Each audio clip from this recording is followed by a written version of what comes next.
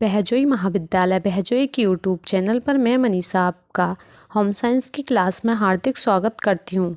यह class BA second year की गृह विज्ञान की छात्राओं के लिए है। पिछली क्लास में हमने शैशवावस्था में पोषण क्या होता है और किस प्रकार देना चाहिए इस बारे में जाना था। आज का हमारा टॉपिक है बाल्यावस्था में आहार यानी डाइट ड्यूरिंग चाइल्डहुड। बाल्यावस्था में आहार किस प्रकार देते हैं इस बारे में हम जानेंगे।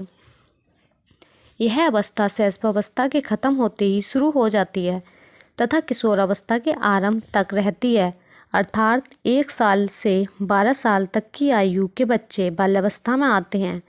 शिशु जब बाल्यावस्था में पदार्पण करता है तो धीरे धीरे उसकी शारीरिक विकास संबंधी आवश्यकताओं में परिवर्तन होने लगता है तथा किशोरावस्था तक पहुँचते पहुँचते उसका शारीरिक विकास मानसिक और संवेगात्मक विशेषताओं और अभिरुचियों से भी प्रभावित होने लगता है। बाल्यावस्था में आहार का अध्ययन हम 2 भागों में कर सकते हैं। नंबर 1 है स्कूल जाने से पूर्व बालक का आहार, नंबर 2 स्कूल जाने वाले बालक का आहार। तो हम सबसे पहले बात करते हैं स्कूल जाने से पूर्व बालक का आहार यानी diet for the pre school child. School जाने से पूर्व बालक को क्या आहार देना चाहिए इस बारे में हम जानेंगे। 1 से 6 वर्ष की आयु वाले बच्चे इस समूह में आते हैं।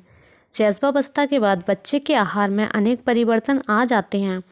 जैसे शैशवावस्था में बच्चे का मुख्य आहार दूध होता है, लेकिन इस अवस्था में बच्चे का मुख्य आहार अनाज तथा अन्य खाद्य पदार्थ होते हैं। इस अवस्था में बालक की वृद्धि काफ़ी मंद गति से होती है। बालक वजन में ज़्यादा नहीं बढ़ता है, लेकिन अब बालक की लंबाई में वृद्धि होने लगती है, जिससे जो बालक शैशवावस्था में मोटे दिखाई देने लगते हैं अब दुबले पतले दिखने लगते हैं। बच्चा अधिक क्रियाशील हो जाता है तथा विभिन्न प्रकार के खेल खेलने लगता है। इस अवस्था में बच्चे के आहार पर विशेष ध्यान देना चाहिए, क्योंकि हमारे देश में इस आयु के बच्चे ही सबसे अधिक कुपोषण के शिकार होते हैं। स्कूल जाने से पूर्व बालक के लिए पोषक तत्वों की आवश्यकता। स्कूल जाने से पूर्व बालक के पोषक तत्वों की आवश्यकता क्या क्या होती है इस बारे में हम जानेंगे। तो नंबर 1 है ऊर्जा। बच्चे को किस प्रकार ऊर्जा मिलती है, किससे ऊर्जा मिलती है इस बारे में हम जानेंगे। इस आयु में बच्चा अत्यधिक क्रियाशील होता है, जिससे कोशिकाओं की क्रियाशीलता को बढ़ाने तथा शरीर के बढ़ने के कारण बच्चों को उसके अनुरूप ऊर्जा की आवश्यकता होती है। प्रत्येक बालक को ऊर्जा की आवश्यकता उसके भार, आयु व क्रियाशीलता पर निर्भर करती है। ऊर्जा की यह मात्रा दूध, फल, सब्जियों व अनाज के द्वारा पूरी की जाती है। बच्चे को पर्याप्त ऊर्जा पहुंच रही है या नहीं इसका पता शारीरिक भार से लगाया जा सकता है। हमारा अगला पॉइंट है प्रोटीन।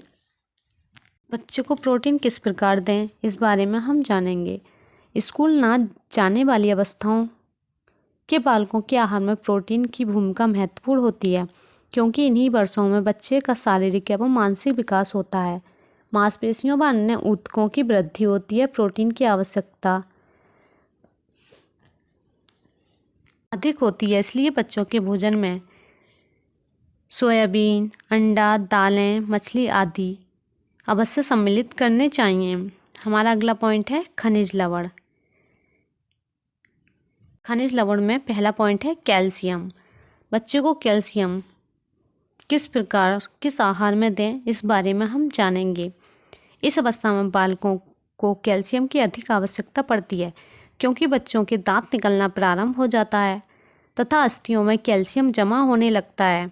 इस अवस्था में बच्चे को 0.4 ग्राम कैल्शियम प्रतिदिन देना आवश्यक होता है। बालक दूध से कैल्शियम की सर्वाधिक मात्रा प्राप्त कर सकते हैं।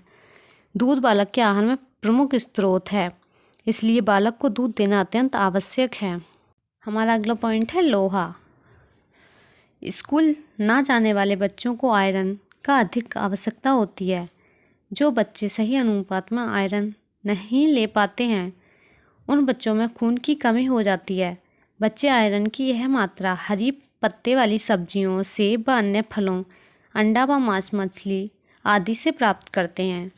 हमारा अगला पॉइंट है अन्य खनिज लवण। अन्य खनिज लवण किस प्रकार दें इस बारे में हम जानेंगे। जैसे मैग्नीशियम, जिंक, आयोडीन, फास्फोरस आदि की भी शरीर के विकास के लिए अत्यंत आवश्यकता होती है, लेकिन यह सारे खनिज लवण सामान्य आहार द्वारा बच्चों को प्राप्त हो जाते हैं। आयोडीन की कमी को आयोडाइन नमक देकर पूरी की जा सकती है। आगे बात करते हैं हम विटामिन्स। बच्चों को विटामिन्स किस रूप में दें, इस बारे में हम जानेंगे। तो हमारा पहला विटामिन है विटामिन ए। विटामिन ए की कमी बच्चों में अधिकांश बनी रहती है। विटामिन ए की आवश्यकता बालक के शारीरिक भार से प्रभावित होती है। विटामिन ए दो रूपों में बच्चे के शरीर में पहुंचता है, रेटिनॉल तथा कैरोटीन। इस अवस्था में बच्चों को प्रतिदिन विटामिन की आवश्यकता होती है। यह बालकों की वृद्धि व आँखों के स्वास्थ्य के लिए अत्यंत महत्वपूर्ण है। इसकी कमी से रतौंधी नामक रोग हो जाता है तथा शरीर की त्वचा सूखी पड़ जाती है। हमारा अगला हेडिंग है विटामिन बी। विटामिन बी किस प्रकार दी जाती है? विटामिन बी समूह की आवश्यक मात्रा बच्चों को सामान्य आहार से प्राप्त होती है। विटामिन डी प्रतिदिन दी जाने वाली विटामिन बी आवश्यकता पूर्ण होनी चाहिए। इस तरह के पोषक तत्वों से भरपूर खाना खिलाना चाहिए। हमारा अगला पॉइंट है विटामिन सी यानी एस्कॉर्बिक एसिड। इस विटामिन की पूर्ति बच्चों में दूध से नहीं हो पाती है, इसलिए बच्चों को फलों का रस, टमाटर आदि अवश्य देना चाहिए। बच्चों को प्रतिदिन 40 मिलीग्राम विटामिन सी की आवश्यकता होती है। हमारा अगला पॉइंट है विटामिन डी। विटामिन डी बच्चों को किस प्रकार दें, इस बारे में हम जानेंगे। इस अवस्था में बच्चों को प्रतिदिन विटामिन की आवश्यकता होती है।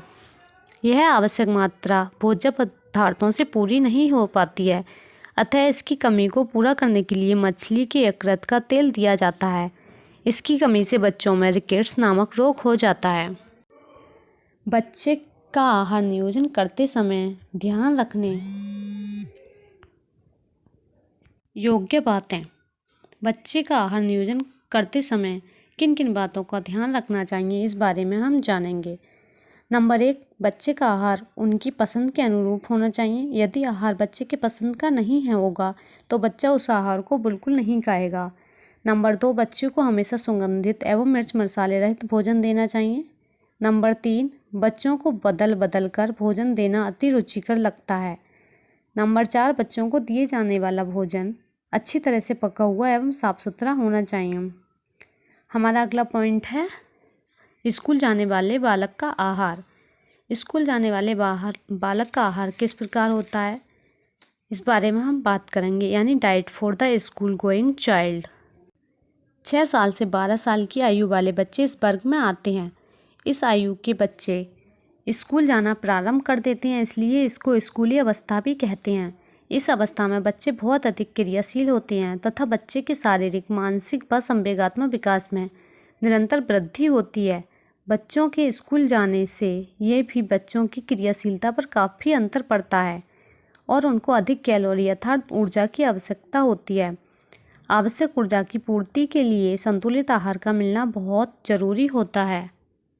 इस उम्र में बच्चों में सबसे ज़्यादा कुपोषणता पाई जाती है।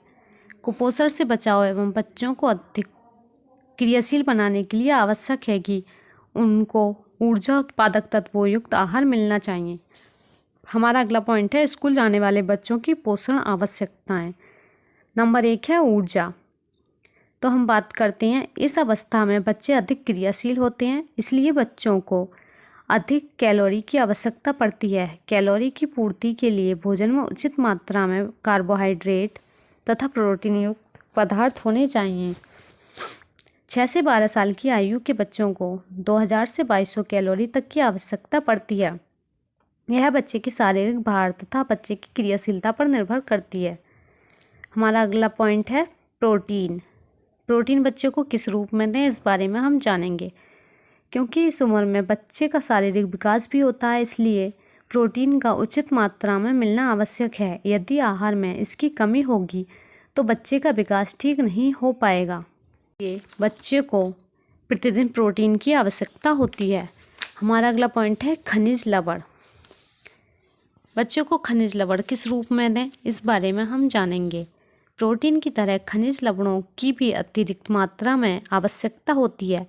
इस अवस्था में शरीर विकास के साथ साथ अस्थियों में भी वृद्धि होती है तथा बच्चों में पूर्णकालिक दांत निकलना प्रारंभ हो जाता है, जिससे कैल्शियम एवं फास्फोरस की अधिक आवश्यकता होती है।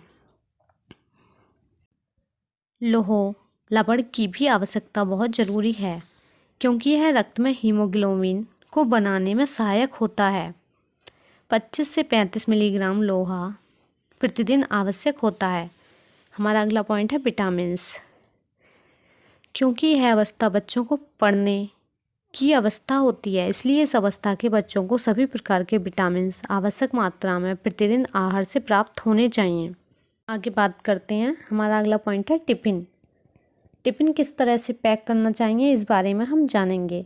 टिफ़िन मध्यकालीन स्कूल भोजन का ही दूसरा रूप है। भारतवर्ष में स्कूल जाने वाले बच्चों में कुपोषण की अधिकता को देखते हुए मध्यकालीन स्कूल भोजन की शुरुआत सन 1960 में की गई थी, जिसके निम्न सिद्धांत हैं। नंबर 1, मध्यकालीन स्कूल भोजन घर के भोजन का भाग न होकर अतिरिक्त आहार होता है। नंबर 2, इस आहार से आवश्यक ऊर्जा की 1/3 ऊर्जा तथा आधी प्रोटीन प्राप्त होनी चाहिए। नंबर 3, आहार आसानी से पचने योग्य व सस्ता होना चाहिए। पहले यह आहार समस्त सरकारी स्कूलों में सरकार द्वारा मुफ्त में बांटा जाता था, लेकिन अब बढ़ती हुई जनसंख्या व महंगाई के कारण यह उपयोगी आहार बच्चों को स्कूल से प्राप्त नहीं होता है। अब बच्चे इस आहार को टिफ़िन में रखकर घर से स्कूल लाते हैं और मध्यकालीन अवकाश में इसे खाते हैं। अतः माताओं को मध्यकालीन स्कूल भोजन के बारे में जानना चाहिए तथा बच्चों के टिफ़िन में पौष्टिकता से भरपूर भोज्य पदार्थ रखने चाहिए। स्कूल में टिफ़िन ले जाने से बहुत से फ़ायदे होते हैं, जैसे नंबर 1, जो बच्चे घर पर भोजन करने में आनाकानी करते हैं या भोजन नहीं करते हैं, वही बच्चे स्कूल में अन्य बच्चों को देखकर भोजन करना सीख जाते हैं। नंबर 2, टिफ़िन द्वारा बच्चों को पौष्टिक तत्वों की प्राप्ति होती है। नंबर 3, टिफ़िन भोजन करने के पश्चात बच्चे अपने को तर और ताज़ा महसूस करते हैं। टिफ़िन भोजन होने से बच्चे बाजार से दूषित पदार्थ खरीदकर खाने से बच सकते हैं। हमारा अगला पॉइंट है, स्कूल जाने वाले बच्चों की आहार तालिका बनाते समय निम्नलिखित बातों को ध्यान में रखना चाहिए। तो नंबर 1 है, बच्चों का आहार आकर्षक तथा कम मिर्च मसाले वाला होना चाहिए। नंबर 2, बच्चे की पसंद का भोजन बनाना चाहिए तथा उस भोजन को दिन में बार बार नहीं देना चाहिए। बार बार एक ही पदार्थ को देने से बच्चे की भूख मारी जाती है। नंबर 3, बच्चे के आहार में प्रतिदिन नया रुचिकर आहार शामिल करना चाहिए। नंबर 4, जहाँ तक हो सके घर के सभी बच्चों को एक साथ खाना खिलाना चाहिए, जिससे बच्चे प्रतिस्पर्धा का कारण पूरा आहार ले लेते हैं। नंबर 5, बच्चों को पैसे देकर स्कूल नहीं भेजना चाहिए। पैसे न देने से बच्चे स्कूल के आसपास मिलने वाला गंदा व संक्रामक युक्त पदार्थ नहीं खरीदकर खा पाएंगे। इसका हमारा टॉपिक यहीं समाप्त होता है। सभी बच्चों को मेरा धन्यवाद।